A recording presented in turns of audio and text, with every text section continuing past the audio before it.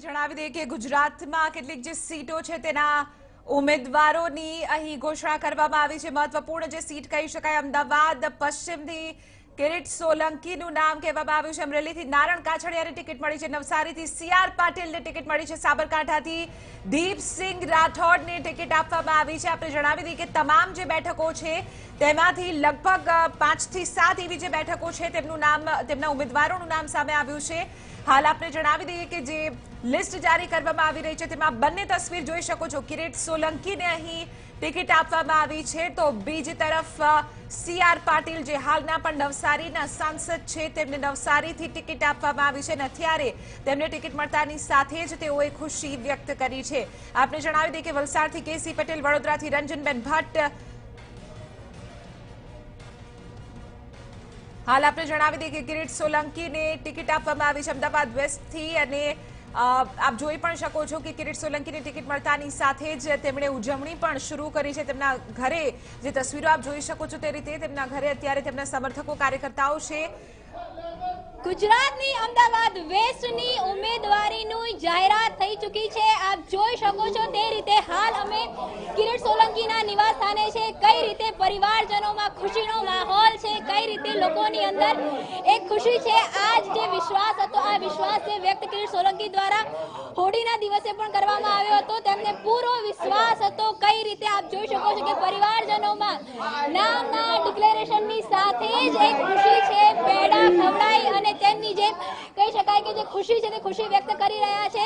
ખૂબ સરસ આ જે માહોલ છે। સીધી વાત કરવાનો પણ પ્રયત્ન કરીએ કિરીટ સોલંકી સાથે કે આખરે શું માની રહ્યા છે, શું છે તેમની પહેલી પ્રતિક્રિયા। કિરીટભાઈ, આપને ટીવી 9 તરફથી પણ ખૂબ ખૂબ અભિનંદન। આપની પહેલી પ્રતિક્રિયા શું છે? આજે ભારતીય જનતા પાર્ટી તરફથી અમદાવાદ પશ્ચિમમાં મને સતત ત્રીજી વાર હેટ્રિક મને ઉમેદવાર તરીકે ઘોષિત કરવામાં આવ્યો છે। આ નિમિત્તે હું અમારા યશસ્વી વડાપ્રધાન, ગુજરાતના સપૂત અને જેમણે અમે 2019માં દેશના વડાપ્રધાન 350 સીટ કરતા વધારે લાવવાના છે એવા શ્રી નરેન્દ્રભાઈ મોદી સાહેબ, હું અમારા રાષ્ટ્રીય અધ્યક્ષ અને રાજનીતિના ચાણક્ય અને આ વખતે જ ગઈકાલે જ ગાંધીનગર સીટનું જે પ્રતિનિધિત્વ કરવાના છે, મારા પડોશી થવાના છે એવા રાષ્ટ્રીય અધ્યક્ષ શ્રી અમિતભાઈ શાહ સાહેબ, હું વિજયભાઈ રૂપાણી, અમારા મુખ્યમંત્રી શ્રી, નાયબ મુખ્યમંત્રી શ્રી નીતિનભાઈ પટેલજી, અમારા પ્રદેશના અધ્યક્ષ શ્રી જીતુભાઈ વાઘાણી, સમગ્ર ભારતીય જનતા પાર્ટીની રાષ્ટ્રીય અને પ્રદેશની નેતાગીરી, મારા અમદાવાદના સૌના નેતાઓ, ભારતીય જનતા પાર્ટીના કાર્યકરો અને મારા નાગરિકોનો ખૂબ ખૂબ આભાર વ્યક્ત કરું છું। કેટલી ખુશી છે હેટ્રિકમાં ફરીવાર જ્યારે પસંદ ખુશી થઈ છે। ખરેખર ખુશીને વ્યક્ત કરવા માટે મારી પાસે શબ્દોનો અભાવ છે। હું ભારતીય જનતા પાર્ટીનો હૃદયથી ખૂબ ખૂબ આભાર માનું છું। એક મારા જેવા વ્યક્તિને સતત 3 વખત અમદાવાદ મહાનગર જેવા મહાનગરનું પ્રતિનિધિત્વ કરવાની મને તક મળી છે। હું આ નિમિત્તે કહેવા માંગુ છું મારા મતદારોને, મારા કાર્યકર ભાઈઓ અને બહેનોને કે આપે જે મારા ઉપર વિશ્વાસ મૂક્યો છે એ વિશ્વાસને હું પરિપૂર્ણ કરવા માટે મારાથી શ્રેષ્ઠ પ્રયત્ન કરીશ। જે રીતે પાર્ટીએ આપ પર વિશ્વાસ મૂક્યો છે, સતત ત્રીજી વાર ટિકિટ આપી છે, જીતની હેટ્રિક માટે કિરીટ સોલંકી કેટલા આશ્વસ્ત? ગઈ વખતે આ જનતાએ મને 3.5 લાખ આ જનતાએ મને બતાવવાનો પ્રયત્ન કરીએ છીએ કે કઈ રીતે કિરીટ સોલંકીના માતાશ્રી અહીંયા આવી ચૂક્યા છે અને તેમના માતાના આશીર્વાદ લઈ રહ્યા છે કિરીટ સોલંકી। આ જે દ્રશ્યો છે, સીધા દ્રશ્યો આપ જોઈ શકો છો કે ખુશી પણ છે અને માતાની ઉંમર ખૂબ ઓછી છે, પરંતુ આપ જોઈ શકો છો કે ખુશીનો જે માહોલ છે, ખુશીનો માહોલ અહીંયા બની રહ્યો છે। જે રીતના આજે ભારતીય જનતા પાર્ટીએ પોતાના તમામ ઉમેદવારો ડિક્લેર કર્યા છે, ત્યારે ખાસ કરીને વાત કરવામાં આવે વડોદરા શહેરની, તો વડોદરા શહેરની બેઠક પરથી વર્તમાન જે સાંસદ સભ્ય છે રંજનબેન ભટ્ટ, તેમનું નામ ડિક્લેર કરવામાં આવ્યું છે। કહી શકાય કે રંજનબેન ભટ્ટ એક સડકથી લઈને સાંસદ સુધીના નેતા હતા, સાંસદ સભ્ય વર્તમાન હતા। બેન, ફરીવાર પસંદગીનો કળશ તમારી પર જ્યારે પાર્ટીએ આપ્યો છે, સૌથી પહેલા આપની પ્રતિક્રિયા? આદરણીય વડાપ્રધાન નરેન્દ્રભાઈ મોદીજીનો હું ખૂબ ખૂબ આભાર માનું છું. સાથે રાષ્ટ્રીય અધ્યક્ષ આદરણીય અમિતભાઈ શાહનો પણ હું ખૂબ ખૂબ આભાર માનું છું. સાથે સાથે ગુજરાત રાજ્યના મુખ્યમંત્રી આદરણીય વિજયભાઈ રૂપાણીજી, નાયબ મુખ્યમંત્રી નીતિનભાઈ પટેલ, સાથે પ્રદેશના અધ્યક્ષ આદરણીય જીતુભાઈ વાઘાણીજી, રાષ્ટ્રીય પાર્લામેન્ટરી બોર્ડ અને પ્રદેશ પાર્લામેન્ટરી બોર્ડ એમનો હું ખૂબ ખૂબ આભાર માનું છું.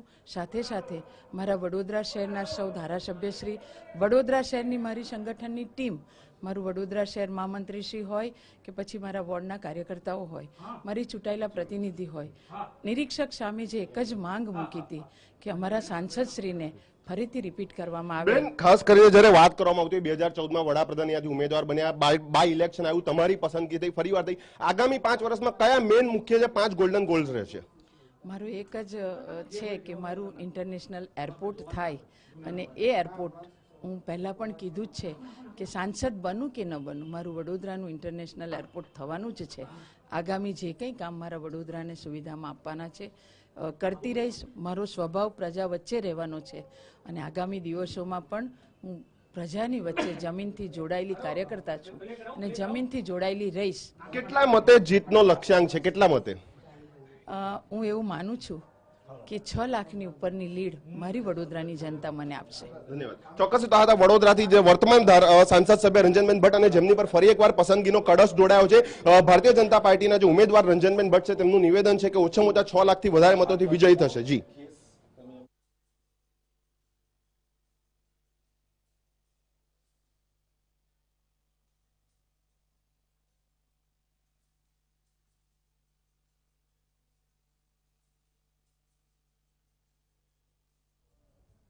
લોકસભાની બેઠકનું નામની જાહેરાત થઈ ગઈ છે અને નવસારીના જે સાંસદ છે સી.આર. પાટીલ તેમને ફરી એક વખત રિપીટ કરવામાં આવ્યા છે. ત્યારે સી.આર. પાટીલની પસંદગી થઈ છે, ત્યારે આપણે એમની સાથે વાત કરીએ. સી.આર.ભાઈ, કયા મુદ્દાને ધ્યાનમાં રાખીને તમારી પસંદગી થઈ હશે એવું તમને લાગે છે?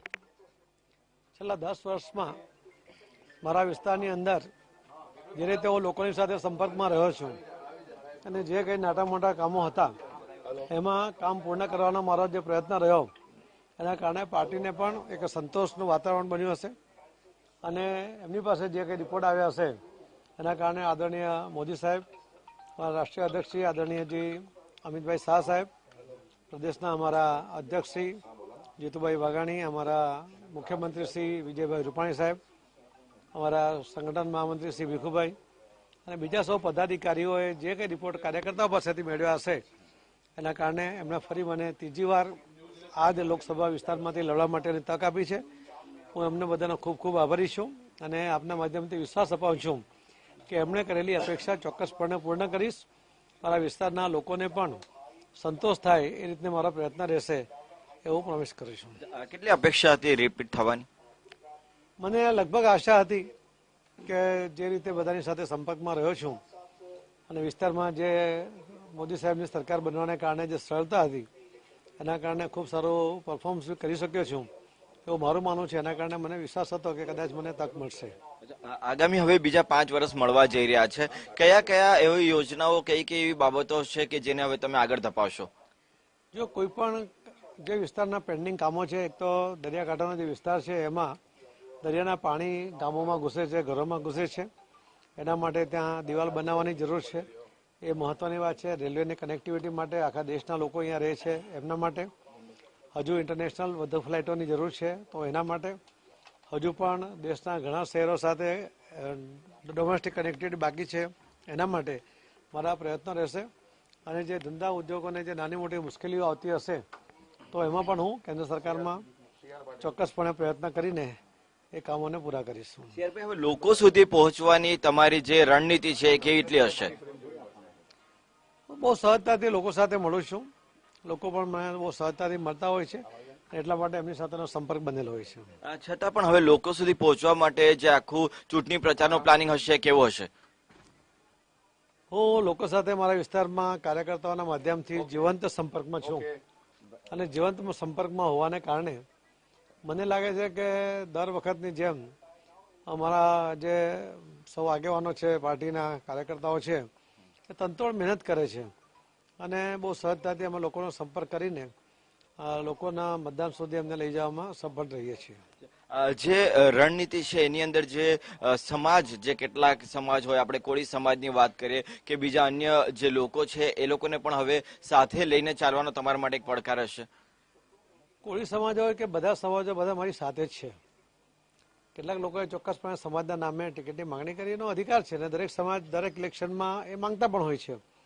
પરંતુ સમાજના આગેવાનો, સમાજના કાર્યકર્તાઓ, સમાજના શુભેચ્છકો એ પૂરી તાકાતથી એ મારી સાથે રહે છે.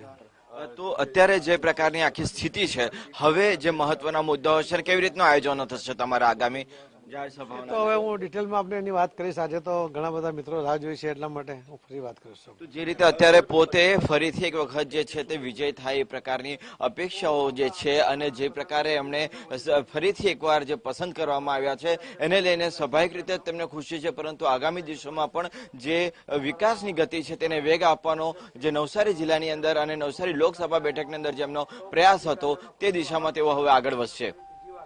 જી બિલકુલ, આભાર દેવેન સમગ્ર મામલે જાણકારી આપવા બદલ. તો અહીં આપણે જણાવી દઈએ કે જે તમામ બેઠકો છે, 15 બેઠકો જે ગુજરાતની છે અને એક ગાંધીનગરની, જેના ઉપરથી અમિત શાહનું નામ પહેલા જ ઘોષિત કરી દેવામાં આવ્યું છે. એક ગાંધીનગર બાદ વધુ 15 બેઠકો પર અહીં નામ એટલે કે કેન્ડિડેટ્સ જાહેર કરવામાં આવ્યા છે, જેમના ફટાફટ આપને જણાવી દઉં કે અમદાવાદ પશ્ચિમ વિસ્તારથી કિરીટ સોલંકીને, તો નવસારીથી સાંસદ CR પાટીલને ફરી એક વખત રિપીટ કરવામાં આવ્યા છે. હજુ પણ આપને જણાવી દઈએ કે અડધી જે સીટ બાકી છે તેના ઉમેદવારો ઘોષિત કરવાના બાકી છે, પરંતુ અત્યારે 15 જે ઉમેદવારો છે તેમની ઘોષણા કરવામાં આવી છે. સુરેન્દ્રનગરથી મહેન્દ્ર મુજપુરા, ભાવનગરથી ભારતીબેન શિયાળની પસંદગી કરવામાં આવી છે. આપને જણાવી દઈએ કે સાબરકાંઠાથી દીપસિંહ રાઠોડ, આ સાથે પૂનમ માડમ જામનગરથી, અમરેલીથી નારણ કાછડિયા, ખેડાથી દેવસિંહ ચૌહાણ, દાહોદથી જશવંત ભાભોર, વડોદરાથી રંજનબેન ભટ્ટ,